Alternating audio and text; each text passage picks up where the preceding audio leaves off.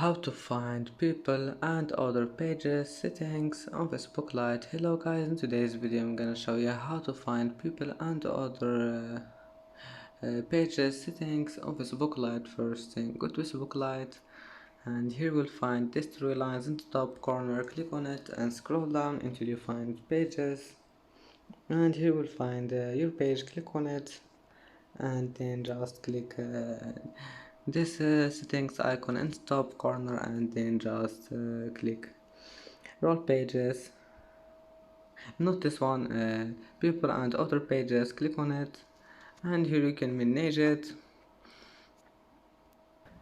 And that's it for today's video. If you like this video, please don't forget like and don't forget subscribe, and thank you for watching this video until the end, and see you in the next video.